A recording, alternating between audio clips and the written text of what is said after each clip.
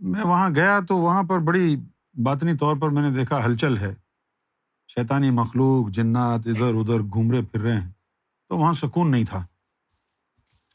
تو پھر میں چلا گیا وہاں سے آسٹریلیا، وہاں سڈنی چلا گیا۔ سڈنی میں ایک ہفتہ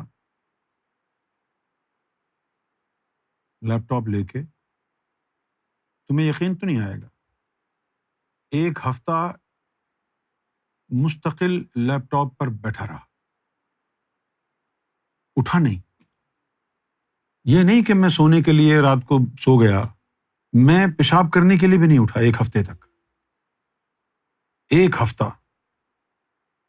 لیکن وہ کتاب پوری ہو گئی۔ ایک ہفتے بعد میں نے اٹھنا چاہا تو گر گیا۔ لیکن آپ اندازہ کر سکتے ہیں کہ ایک ہفتہ آدمی مستقل ایک پوزیشن میں بیٹھا رہے، اور وہ جو ایک تعلیم جو آ رہی ہے اس کو کیسے کہیں ابھی ٹھہر جاؤ۔ تو اسی طرح میں نے بہت ساری کتابیں لکھی، رکھی ہوئی ہیں میرے پاس، ہارڈ ڈرائیو میں ہیں، لیکن وہ ابھی ان کا وقت نہیں آیا ہے۔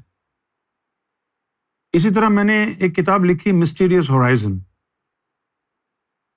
وہ تو شوق میں لکھ تو دی میں نے، لیکن اس کے بعد جب میں نے پڑھی تو میں نے کہا کہ بھئی تم ادھر ہی رہو تو بہتر ہے، کیونکہ وہ لوگوں کی سمجھ میں نہیں آئے گی،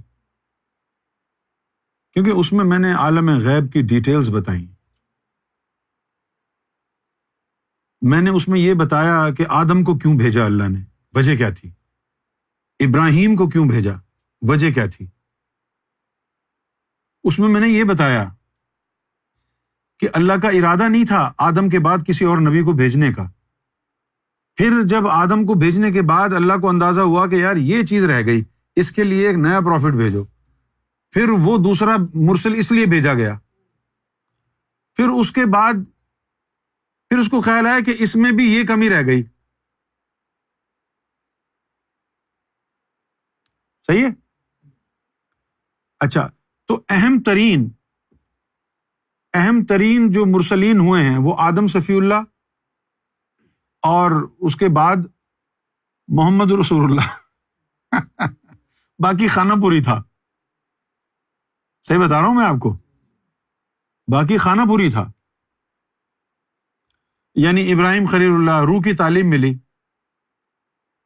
تعلیم ملی، لیکن بیت المعمور پہ کون لے کے جاتا ان کے لوگوں کو؟